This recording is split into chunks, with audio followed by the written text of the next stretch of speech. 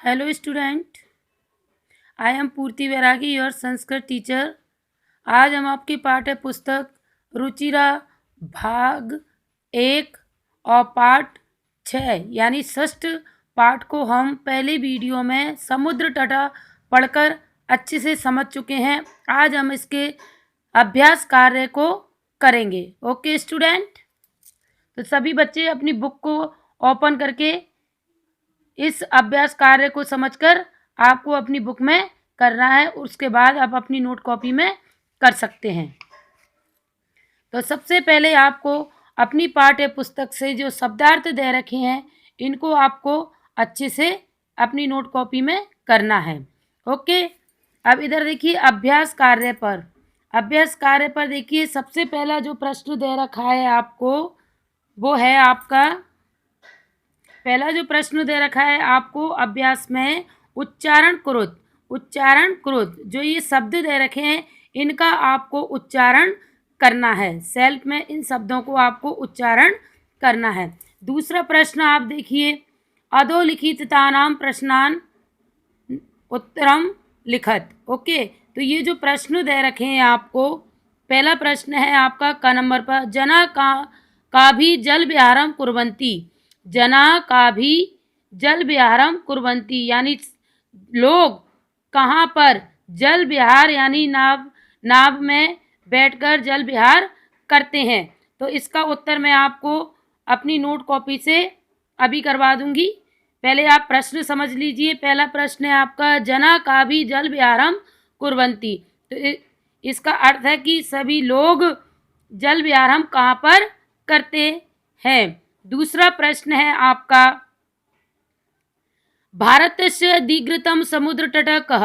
भारतस्य दीर्घतम समुद्र तट कः। ओके, तीसरा प्रश्न है, जना कुत्र सवेरम विहरन्ति। जना कुत्र सवेरम विहरन्ति। लोग कहाँ, कुत्र यानी कहाँ, जना यानी लोग, कुत्र यानी कहाँ, सवेरम यानी सुबह, विहरन्ति यानी घूमना। लोग कहाँ घूमते, सुबह कहाँ घूमते हैं। फिर प्रश्न नंबर घ है आपका, बालका बालुकाम भी किम रचयति। बालका यानी बालक, बालुका यानी समुद्र के किनारे की जो रेत होती है वो, किम यानी क्या, रचयंती यानी रचते हैं। बालक बालू से क्या रचते हैं। अगला प्रश्न है आपका, कोचि तट केभ्य ज्ञाते। कोचि तट केभ्य ज्ञाते यानी कोचि तट जो है किसके लिए जाना जाता है। कोचि तट जो है वो किसके लिए, कोचि तट केभ्य यानी किसके लिए, ज्ञाते यानी जाना जाता है। तो ये थे आपके प्रश्न। अब इसके मैं आपको अपनी नोट कॉपी में इनके आंसर आपको समझा देती हूँ। ओके स्टूडेंट, देखिए स्टूडेंट, पहला अधोलिखितानां प्रश्नानां उत्तरम लिखत। तो पहला जो प्रश्न है आपका, जना का भी जल विहारम कुर्वन्ति यानी लोग कहाँ जल विहार करते हैं। तो इसका उत्तर है, जना नौका भी जल विहारम कुर्वन्ति। लोग नौका में बैठकर जल विहार करते हैं। ये बहुवचन में है आपका। ओके, दूसरा प्रश्न है, भारतस्य दीर्घतम समुद्र तट कः। तो इसका उत्तर है, चेन्नई नगरस्य मेरीना तट भारतस्य दीर्घतम समुद्र तट अस्ति यानी भारत के दीर्घतम अधिकतर समुद्र तट कः। तो इसका उत्तर है, चेन्नई नगरस्य मेरीना तट भारतस्य दीर्घतम समुद्र तट अस्ति। ओके स्टूडेंट, अब तीसरा प्रश्न देखिए, जना कुत्र सवेरम विहरन्ति यानी लोग सुबह कहाँ घूमते हैं। तो इसका उत्तर इस प्रकार है, मुंबई नगरस्य जुहू तटे जना स्वैरम विहरन्ति यानी मुंबई नगर के निकट जुहू तट पर लोग सुबह घूमते हैं यानी विहरत करते हैं। घ नंबर, बालका बालुकाम भी किम रचयन्ति यानी बालक बालू से क्या रचते हैं। तो इसका उत्तर है, बालका बालुकाम भी बालू गृहम रचयन्ति। बालक बालू से बालू के रेत यानी रेत के घर बनाते हैं।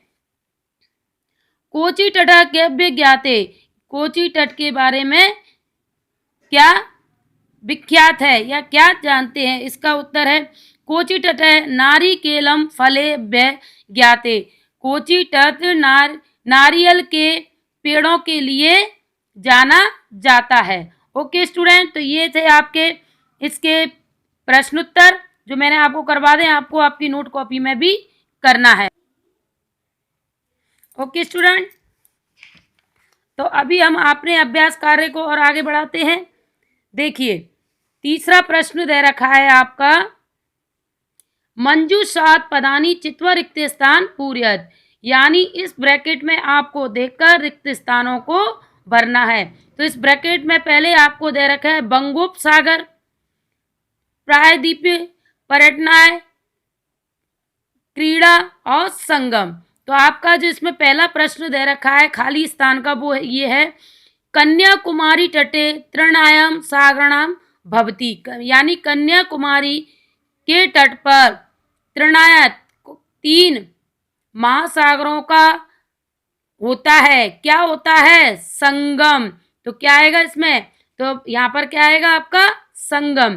तो आपका उत्तर पूरा बनेगा वाक्य कन्याकुमारी तटे तृणायाम सागरणाम संगम भवती, यानी कन्याकुमारी के तट पर तीनों सागरों का संगम होता है।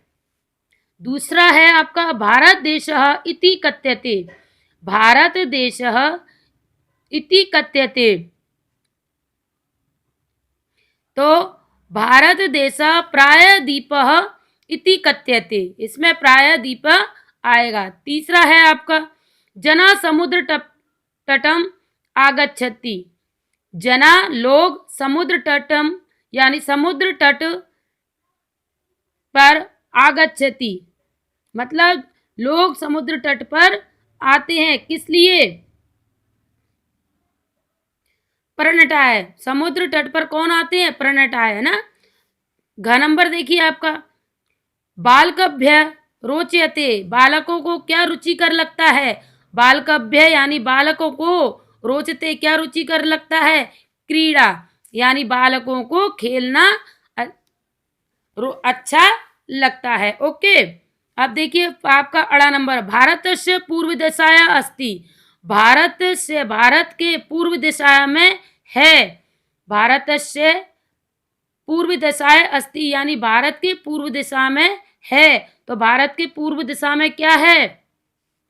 बंगोपसागर। तो इसका आपका पूरा वाक्य बनेगा भारतस्य पूर्व दिशा या बंगोपसागर अस्ति, भारत की पूर्व दिशा में बंगोपसागर है। ओके स्टूडेंट, अब हम आते हैं 4 नंबर पर, यथा योग्यम योजते, यानी आपको इनका मिलान करना है, सही शब्दों का मिलान करना है। तो समुद्र तट, यानी समुद्र तट पर कौन आते हैं? पर्यटनाय। ओके, दूसरा देखिए क्रीडकम, मतलब खेलना किसको अच्छा लगता है? क्रीडकम, खेलना है। ओके, अब दुग्धम, दुग्धम का होगा यहाँ पर पोषणा है। दूध से आपको क्या प्राप्त होता है? पोषण। तो पोषणा होगा इसका। दीपका, दीपक से क्या प्राप्त होता है? प्रकाशा है, यानी दीपक से उजाला होता है। विद्या, विद्या से क्या प्राप्त होता है आपको? ज्ञान। तो विद्या से आपको ज्ञान प्राप्त होता है। ओके स्टूडेंट, अब देखिए आपका 5 नंबर का देखिए आप, तृतीय विभक्ति प्रयोगणे रिक्त स्थाने पूर्यत। दोबारा सुनिए, तृतीय विभक्ति प्रयोगणे रिक्त स्थान पूर्यत, यानी जो आपके वाक्य दे रखे हैं, ये पूरे वाक्य जो दे रखे हैं, उनमें आपको तीसरी विभक्ति का प्रयोग करके आपको इनको भरना है। तीसरी विभक्ति का कहाँ प्रयोग करना है? जो आपके ब्रैकेट में दे रखे हैं, जैसे मित्र, बालिका, कमल, कंदुक, अश्व, मृग। तो इनमें हमको तीसरी विभक्ति का प्रयोग करके हमारा पूरे वाक्य को बनाना है।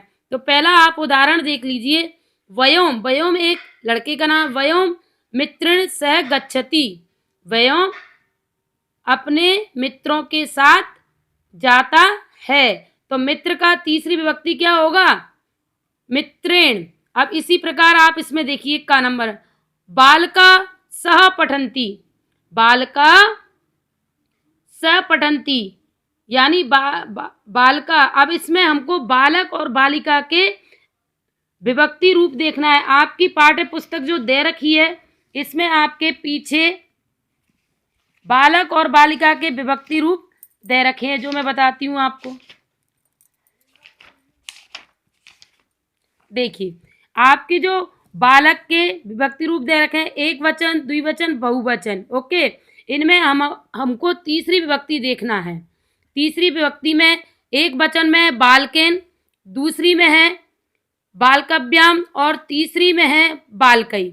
ओके, इसी प्रकार बालिका, बालिका के भी में भी हमें तीसरी विभक्ति देखना है। तृतीय विभक्ति बालिकया, बालिकव्याम और बालिकाव्ये। ओके, तो इसी के आधार पर हमको अपना खाली स्थान भरना है।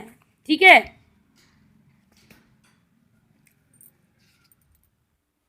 तो इधर देखिए, ध्यान दीजिए कि का नंबर बालकः यानी बालक की हमको विभक्ति का तीसरा रूप लेना है। बालकः स पठन्ति, बालकः स पठन्ति यानी तो इसका बालिका का क्या बनेगा यहाँ पर? बालिका भी। ओके, तो इसका बनेगा बालका बालिका भी स पठन्ति, बालक और बालिका साथ पढ़ते हैं।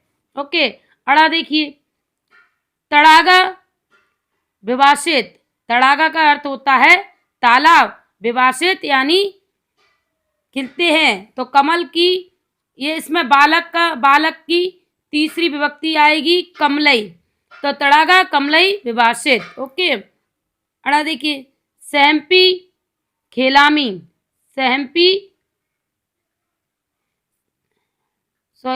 हेम्पी खेलामी। कंदुक, कंदुक का अर्थ होता है गेंद, तो गेंद का तीसरी विभक्ति में क्या बनेगा? कंदुकेन।